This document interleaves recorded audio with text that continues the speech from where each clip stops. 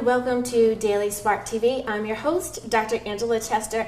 Today we are talking about greatness. That's right, dare to be great. My guest today is Dr. Robert Lawson, and I think he's the perfect guest to help us talk more about this topic. Let me tell you a little bit more about Dr. Lawson. Dr. Robert Lawson has degrees from the University of Rio Grande, Marshall University, and Nova Southeastern University. He has spent the past 45 years as a teacher and an administrator in various school systems around the country. He's also the author of 12 books, which focus on psychology of human achievement and excellence. His most recent publication is Greatness Awaits: Putting Your Dreams into Action. So that's right, we're talking about greatness, and I dare ya to be great. So imagine that moment. What do you want to do? Who do you want to be? Do you have that in your mind's eye? Well, what's keeping you from achieving that? That's what we're going to talk about today. Welcome to the show. Welcome, Dr. Lawson. So glad that you're here with me today.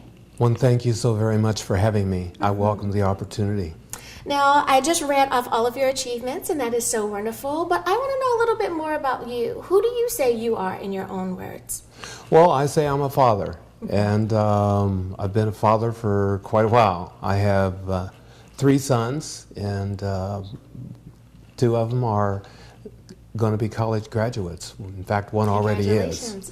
I'm very excited about that because I think that education in our society is incredibly important in terms of where we go and what we do. I think everyone is nodding their heads that education is so important. Speaking of education, you have worked in that field for quite some time, be it that it's in high school or as a college instructor. Why do you feel that it's important to work with that particular age group?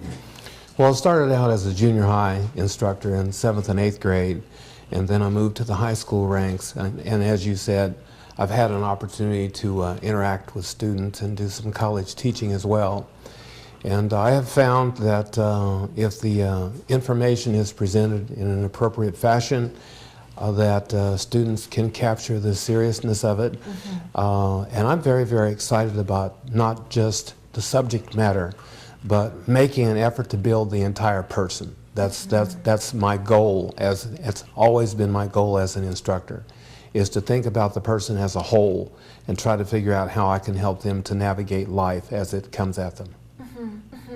I love how you just said that you want to build the entire person, that you want them to behold. Are there any things in particular that kind of come to mind that you can think of that keep us from building our whole selves?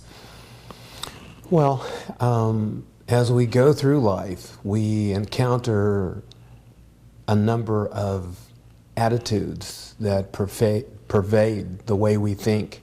Our mentality is enhanced tremendously by the individuals by whom we are influenced, and we hear so many things, and the things that we hear impact and affect us. Absolutely. And so we have to make sure, and I'm always telling young people and young adults and middle-aged adults that what we have to do is to figure out how to turn the negativity around and turn it into something that's very positive. And I have some ideas about how to do that. One of the things that you talk about, and I absolutely love because I talk about it as well, and that is vision, finding one's vision and purpose for your life. So if we concentrate on that vision aspect of it, someone may be saying, well, there are things that I'd like to do, there are things that people have told me that I'm good at, but I don't know about this thing called vision. So kind of twofold question. What is this thing called vision? And how do we tap into it? How do we achieve the vision? That's an excellent question, and I often think of Dr. Charles Swindoll, who is a minister, and I've put to memory one of his most powerful quotes concerning vision, and basically what he says about it is a vision is essential for survival. It's spawned by faith, sustained by hope, it's sparked by imagination, it's strengthened by enthusiasm, it's greater than sight, it's deeper than a dream. It goes beyond the realm of prediction or anything that we can imagine with our finite mind. And so when I think about that quote, I am spending time thinking about not just what it is that I am now, but where it is that I want to go, and what it is that I really want to do, and what is the vehicle or the mechanism that's going to be able to get me there. In other words, when you talk about vision, it is something that is tied in directly to an individual's purpose, which is your reason for being, or in French, as they say, your raison d'etre, reason for being. Why am I here? I came up with a philosophy over 30-some years ago, and my desire is to see, touch, and inspire the hearts of people, making them aware of their worth and value to themselves and to others. I honestly feel that that's what I was put here on the planet to do. And as you continue living every single day of your life, you're going to be modifying your stance, your approach. You're going to be learning from your experiences. You're going to be learning from the challenges that you confront, because you are constantly becoming who it is that you were designed and meant to be. I love how you just said that when you understand what your life's purpose is, it is so easy to walk in it. It is so easy to get up in the morning and say, today I know what my purpose is. I know personally that's what I do, and say, Lord, is there anything additional that you would have me do today? And it is a great place to be. Well, we need to take a short break, but don't worry, we will come back and continue this great conversation.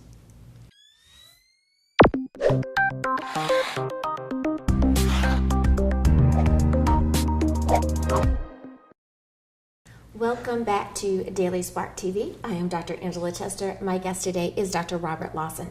We are daring you to be great. And how do we walk in this greatness that we have? So a question that I have for you, Dr. Lawson, is when we are pursuing our dreams. Now, we know that the average lifespan of an American person is well into their 70s or 80s. We have a tendency to think that we know exactly what we want out of life in our 20s, but we have some space in between our 20s and our 70s. So when we talk about vision and we talk about purpose, is it okay if our dream, if our vision, or if we feel that our purpose even changes from our 20s to our 30s and so on? Well, it's pretty much going to change, and the primary reason why is because when you're 20 something, you sometimes think that you have all the answers, and then all of a sudden, as you continue and this year passes and the next year passes, you realize that life is continually exposing you to things that you haven't experienced yet. And as you go through that process, you begin to change. And when you change, your dreams begin to take on an added flavor, so to speak. They may take you in a different direction. You may still have that core dream that it is that you want to do, or you may find that there is something else. There's always an opportunity for people to change.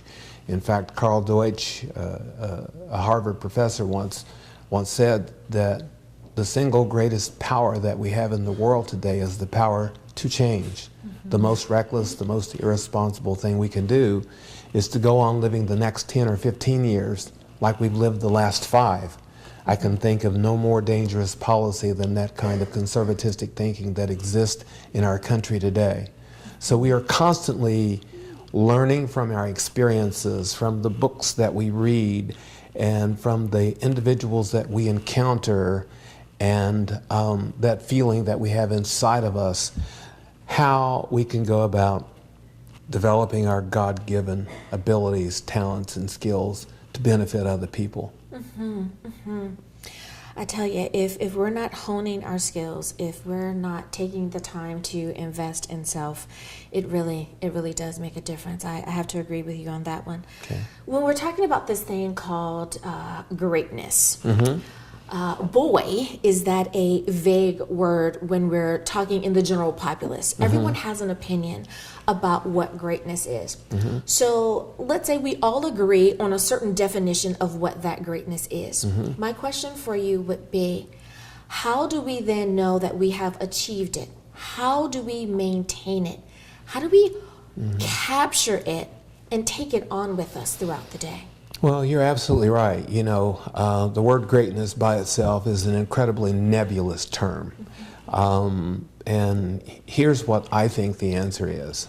I think the answer in relationship to greatness itself differs, you know, from individual to individual to individual.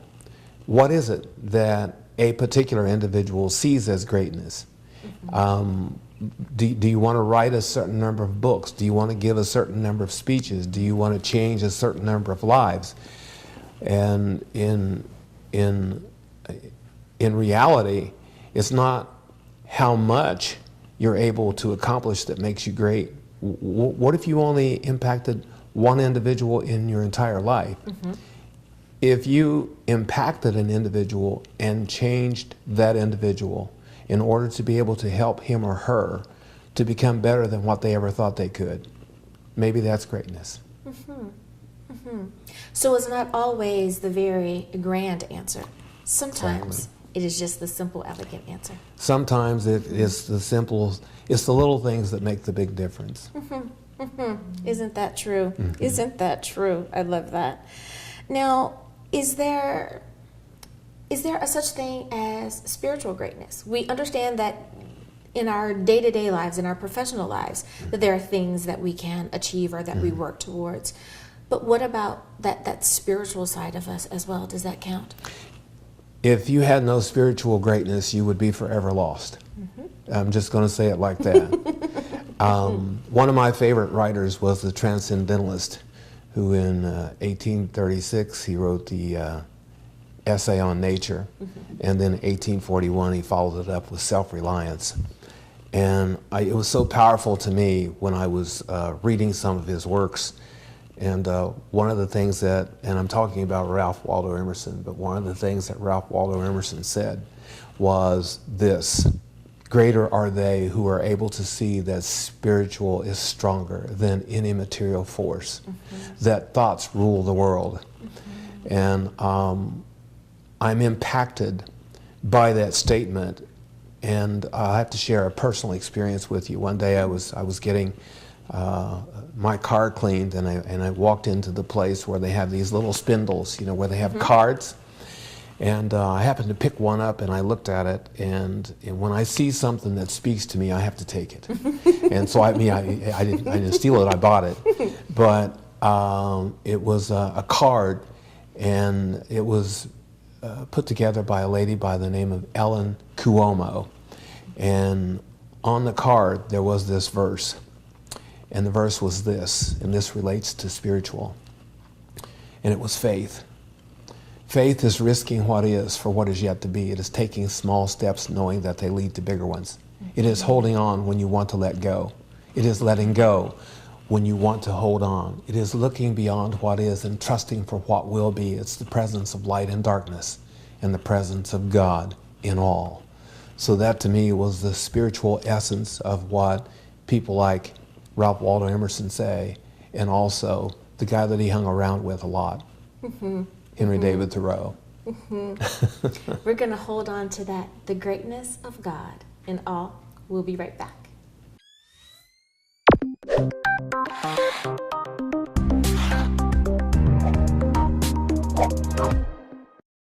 Hi, I'm Dr. Robert L. Lawson, and I just wanted to take a few moments to share with you that I have a book, and it's called Greatness Awaits, and the subtitle is Putting Your Dreams into Action. And it was released on October the 17th of 2017. And it is a very, very powerful book that builds a lot of desire and energy in helping people to achieve fantastic things in life. I have a chapter on purpose, I have a chapter on faith, I have a chapter on persistence, getting things done, you name it, it's in the book. Especially the power of optimism. And it's a great book.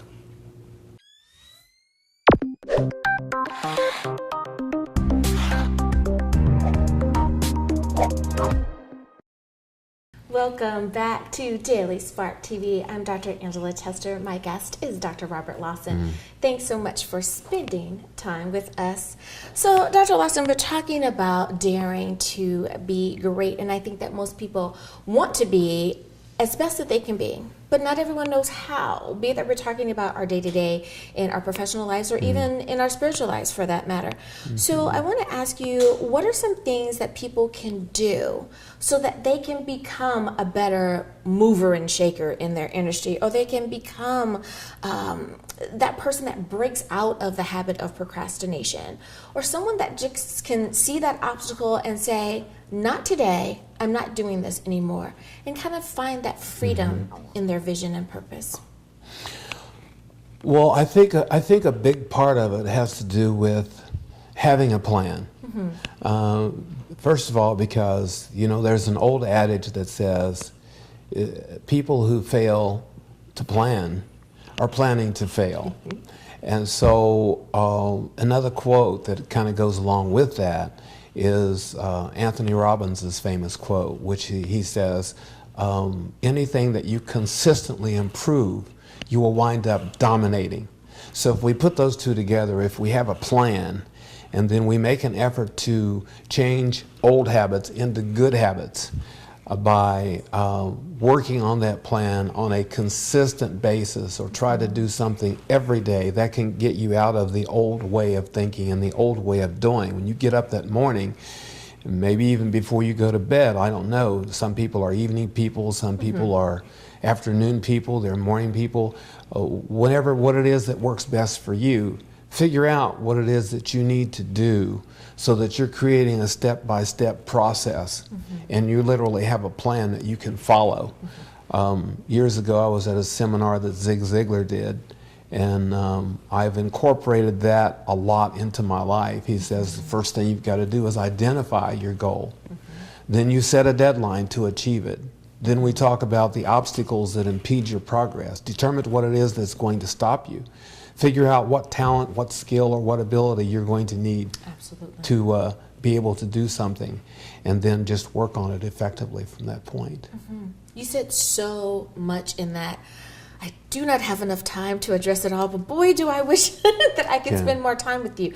And I love how you said that we have to make sure that one thing that we do is put a date to the plan. Absolutely. I think so many times people do not put a date to it, and it simply becomes this lofty dream that kind of just rolls over and on and on and on, because there's no end to it.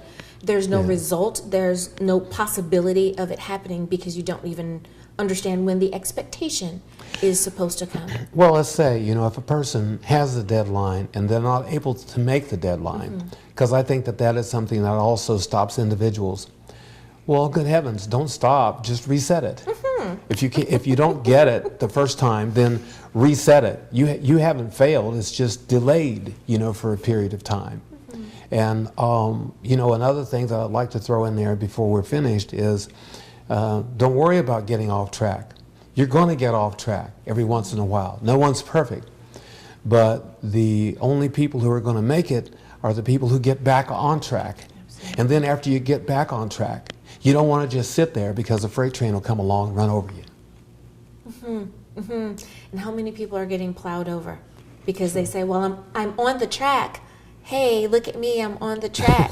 Well, so's the rock, right? So it's like we need to keep going, just sitting there.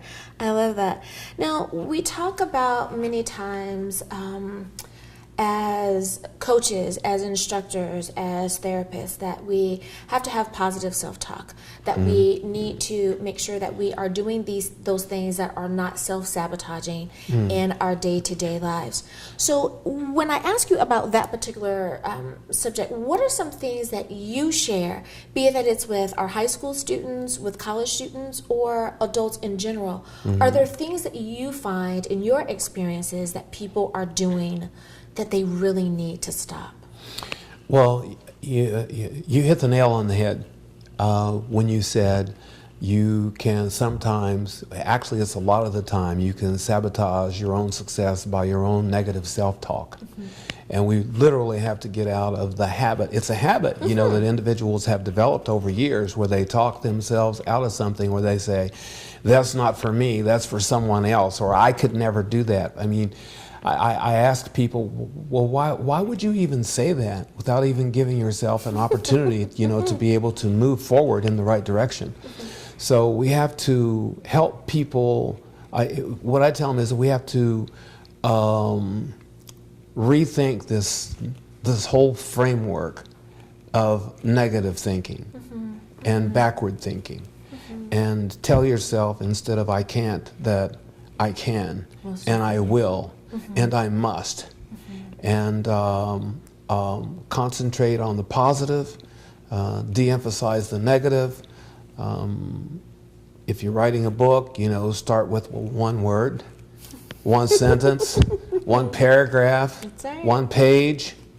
All right, if you're giving a presentation, practice, rehearse, go over the information as much as you possibly can. If it's math, get a tutor. And isn't that helpful? Sometimes Absolutely. we need a tutor in subject matter. Sometimes we need a mentor in life. Sometimes we need a coach. We need those people that are willing to kind of bridge the gap for us in so many of our day-to-day things. I love that you said that. One thing that I want to do just really, really quickly is say that you are such a wealth of knowledge, and thank you so much for taking the time to put all of your wisdom into the various presentations that you've done, and for sharing that. We need to have more, especially men in the world, because women are always sharing, but it's nice to see that a man is out there trying to make a difference and shining a positive light. Thank you so much, Dr. Lawson, for being on the show today. Well, thank you, Dr. Angela, and I think your show, Daily Sparks, is making a difference in many, many lives throughout the country. Thank you. Well, thank you, too, for tuning in. I hope that you have enjoyed the show. I know that I definitely have. So I leave you with this. I dare you to be great. Until next time, everyone.